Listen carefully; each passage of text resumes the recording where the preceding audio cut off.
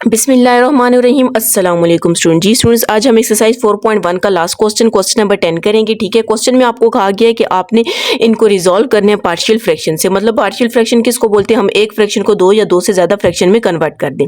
और जी स्टूडेंट्स, अगर आपने मेरा चैनल सब्सक्राइब नहीं किया, काइंडली सब्सक्राइब कर दें, साथ ही बेल आइकन पर क्लिक कर दें ताकि हर आने वाली न्यू वीडियो आप तक पहुँच सके। इससे पहले जितनी भी यूनिट और जितनी एक्सरसाइज आप प्ले लिस्ट से जाकर देख सकते हैं। ठीक है, सबसे पहले तो हमने चेक करना होता है कि ये आपके पास प्रॉपर फ्रैक्शन में है कि नहीं है। ठीक है, ये आपके पास किसमें है? प्रॉपर फ्रैक्शन में है। ठीक है, ये देखें, यहाँ पर एक्स स्क्वायर हो जाएगा, यहाँ पर एक्स हो जाएगा, ये एक्स क्यूब हो जाएगा, नीचे ग्रेटर है, ऊपर आपके पास एक्स स्क्वायर है, तो मतलब ये डिवाइड नहीं हो सकते। तो इसका मतलब है ये क्या है? प्रॉपर फ्रैक्शन है। तो इसके ऊपर हमने क्या करना है, आप देख भी सकते हैं इसमें फैक्टर्स भी बने हुए, हमने इसके ऊपर डायरेक्ट क्या कर देना है? अप्लाई कर देना है पार्शियल फ्रैक्शन। तो x square divided by x minus one whole square x plus one. तो हम कैसे लिखेंगे? केस फर्स्ट केस से 2 है, यहाँ पर a divided by x minus one plus b divided by x minus one whole square, और फिर c divided by x plus one का जो केस है ये फर्स्ट केस है। ठीक है, केस वन में सिर्फ इस तरह आपके पास लीनियर फैक्टर था, ऊपर स्क्वायर नहीं था, उसको डायरेक्ट लेते थे। लेकिन जब आपके पास केस 2 है उसमें स्क्वायर आ जाता है, उसको एक दफ़ा लिखते हैं, दूसरी दफ़ा अगर ये यहाँ पर पावर क्यूब होती तो हम इसको c divided by x minus one का होल क्यूब कर लेते। इसे आप इक्वेशन ए का नेम दे दें। अब यहाँ से हमने क्या करना है कि आपके पास ये जो पूरी वैल्यू नीचे डिवाइड हो रही है, इनको सब के साथ क्या कर देना है? मल्टीप्लाई कर देना है। तो a divided by x minus one whole square x plus one plus b divided by x minus one whole square. तो आपके पास क्या आ जाएगा? X minus one whole square x plus one, और plus c divided by x plus one. तो यहाँ पर आपके पास क्या आ जाएगा? X minus one whole square और साथ में एक्स प्लस वन आ जाएगा। ठीक है, हमने सारों के साथ लिख दिया। अब जो वैल्यूज कैंसिल हो रही है हम उनको कैंसिल कर देते हैं। ये से कैंसिल, ये पूरे का पूरा कैंसिल हो जाएगा और ये भी कैंसिल हो जाएगा। तो यहाँ पर आपके पास सिर्फ क्या है? एक्स स्क्वायर है इक्वल्स टू यहाँ पर a एक्स माइनस वन और एक्स प्लस वन रह जाएगा। ठीक है, x minus one and x plus one आ जाएगा। यहाँ पर आपके पास b एक्स प्लस वन रह जाएगा और यहाँ पर c एक्स माइनस वन का होल स्क्वायर आ जाएगा। इससे हम इक्वेशन 1 का नेम दे देते हैं। अब यहाँ पर आपके पास जो फैक्टर्स बने होते हैं वहाँ से हमने वैल्यूज पुट कर देनी है। अगर आपके पास x माइनस वन है, इसको हम इक्वल्स टू 0 लेंगे तो आपके पास x की वैल्यू क्या आ जाएगी? 1 आ जाएगी। एक x की वैल्यू 1 आ जाएगी, और जब हम x प्लस वन को इक्वल्स टू 0 लेंगे, ये प्लस है, दूसरी साइड जाके माइनस वन हो जाएगा, तो दूसरी वैल्यू आपके पास माइनस वन आ जाएगी। पहले हम पुट करते हैं x equals to x is equals to 1 in equation 1। तो x की जगह आपने 1 पुट कर दिया,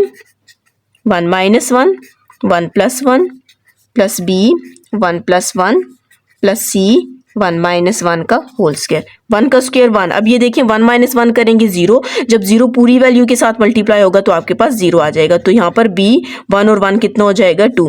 c को जब 1 माइनस वन करेंगे 0, 0 का स्क्वायर लेंगे 0, 0 को c से मल्टीप्लाई करेंगे तो 0। तो इसका मतलब है आपके पास b की वैल्यू क्या आ जाएगी? 1 divided by 2 equals to b। तो this implies that b is equals to 1 divided by 2। आपके पास b की वैल्यू आ गई है। अब हमने क्या करना है कि b की x की वैल्यू माइनस वन पुट करनी है। Put x is equals to minus one in equation 1। Minus one का square equals to a minus one minus one plus b minus one plus c minus one का square आ जाएगा। अब minus one का square लेंगे तो आपके पास 1 ही आ जाएगा। ठीक है, तो यहाँ पर आपके पास अच्छा एक और बात, माइनस प्लस माइनस, तो इनको माइनस करेंगे 0, जब इससे मल्टीप्लाई और इससे मल्टीप्लाई होगा तो आपके पास 0 आ जाएगा। इसी तरह माइनस वन प्लस वन 0 हो जाएगा, 0 को b से मल्टीप्लाई करेंगे तो 0 आ जाएगा। तो आपके पास सिर्फ c की वैल्यू रह जाएगी, आपके पास ये आ जाएगी। तो 1 equals to c power even है तो साइन खत्म हो जाएगा, और 2 का स्क्वायर आपके पास 4 आ जाएगा, और 1 divided by 4 equals to c। तो this implies that c equals to 1 by 4। तो हमारे पास c की वैल्यू भी फाइंड हो चुकी है। अब आपके पास कौन सी वैल्यू रह गई है? a की वैल्यू रह गई है। a की वैल्यू फाइंड करने के लिए हमने क्या करना है? कोफिशिएंट्स को कंपेयर कर देना है। ठीक है, तो सबसे पहले हमने ये वाली इक्वेशन लेनी है। ठीक है, ये जो ऊपर आपके पास इक्वेशन गिवन है इसको हमने सिंप्लीफाई करना है। तो आपके पास क्या x square equals to a, यहाँ पर आप देख सकते हैं a minus b, a plus b का आपके पास स्क्वायर है, तो a माइनस ए का स्क्वायर माइनस 1 का स्क्वायर, तो 1 का स्क्वायर लेंगे 1 ही आ जाएगा। ठीक है, b को अंदर मल्टीप्लाई कर देते हैं तो बी एक्स प्लस बी आ जाएगा, और c और यहाँ पर फॉर्मूला ओपन कर देते हैं a square plus b square minus 2ab, तो आपके पास ये फार्मूला ओपन हो जाएगा। ठीक है, आप 2ab भी करके लिखेंगे तो यही आंसर आ जाएगा।